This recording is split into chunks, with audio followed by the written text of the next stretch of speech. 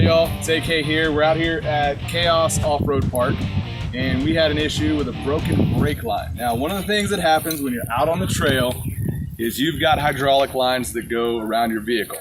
One of the best things you can do is invest in braided stainless steel brake lines that have a coating over the outside of them. These are the best things to make sure that you can hopefully not break your brake lines, but if you do, here's how you replace them. So Scott's got braided stainless steel brake lines on there. He happened to break one out on the trail. Today we're going to show you how to replace this brake line. I recommend you pick up a kit like this. These are spare brake lines. You throw them in your Jeep or your center console, and they're easy to replace if you know how. We'll show you how. All right, Scott, so a couple combination wrenches, and go ahead and cut all the zip ties off of there and loosen up the top hard line right here from the soft line down here. We're going to loosen up these, separate this line, and then slide this clip out first. Here's a small set of pliers. And by small, I mean the biggest set of pliers in the box, just because it's funny. I got a bigger stick. Okay, there you go. So hold on to this clip. You're going to need to reuse it. All right, so the next step is to slide that brake line down, and now it's loose from the Jeep. Next thing we're going to do is take the bolt off of the caliper itself. So right down here where the other side of this goes should be a 13 millimeter.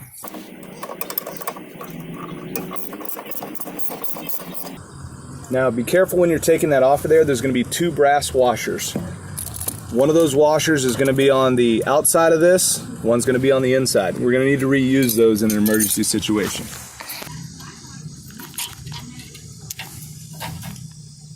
There's the washer there.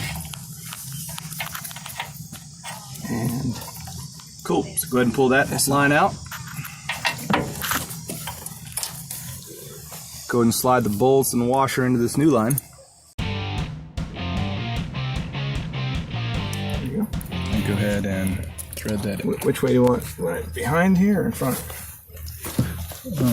On the ABS line, yeah, that's fine. Just like that.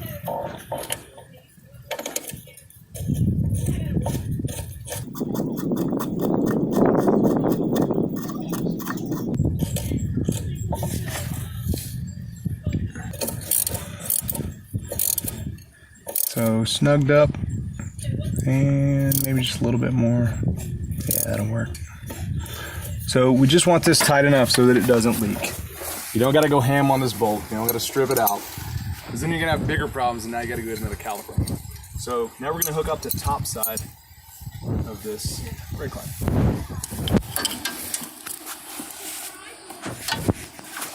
Now, one of the things that you want to remember before you put that in there is we can put a half a twist or a quarter twist or whatever we need into this brake line to make it lay the way we want. So take a look at this brake line.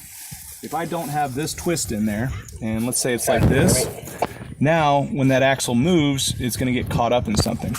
If I take how the brake line is going to naturally lay, and then when I tighten it down, make sure that I put just a little bit more twist in it like that, it's going to keep the brake line out of the way, and it's going to allow this thing to not get caught up in the shock or anything else. So what we're doing is normally it would be in there, say like this. Play with it, put a quarter twist, a half twist, whatever you need so that this brake line kind of acts like a spring and will keep it out of the way. All right, so now you can slide that in. Go ahead and thread that together, and then we'll do that little twist at the very end.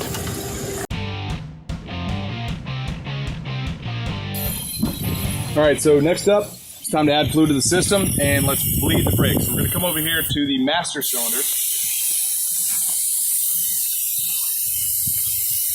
And this is going to be on the driver's side of the vehicle, right up against the firewall here.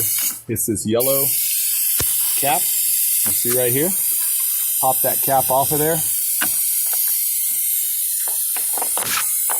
And we're going to put brake fluid right there. So bleeding the brakes in the field is a two-person operation. One person needs to pump the brakes and check this master cylinder to make sure that it doesn't lose fluid, or that the fluid level doesn't go down low enough that it starts to draw air into these lines again.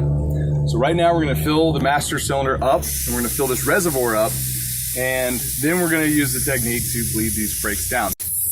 You want to be very careful when you're putting this brake fluid in there. If you do get brake fluid spilled onto anything else, you want to make sure and clean that mess up, because the brake fluid will dissolve paint, will mess up finishes, will do damage.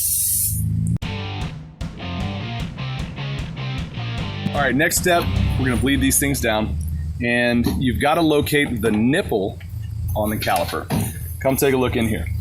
This is the bleeder screw on the caliper itself. A lot of times it's gonna have this rubber plug over the top of it. Whenever we go to bleed this down, we're gonna pump and hold the brake pedal. We're gonna loosen this up. We're gonna let the brake pedal go to the floor, and then we're gonna immediately tighten it back up so we don't draw air back into the system. Here, with my foot on the pedal, I'm gonna pump this up, get resistance, pump and hold it open, and then close it, and my foot goes down to the floor. Okay? Typically 2 or 3 times until there's no more air coming out. When you open that up, it's good enough. So now we're gonna move on to the passenger front. All right, so I'm gonna go ahead and pump this up. All right, open it up and close it. Okay. Open it. Okay. Open it up. Okay. Close it. Did any air come out? Yeah, we had air that time. Okay. We're gonna pump it up again. Open it. No air. No air? Nope. Perfect. Go ahead and close it off, and let's move to the driver rear.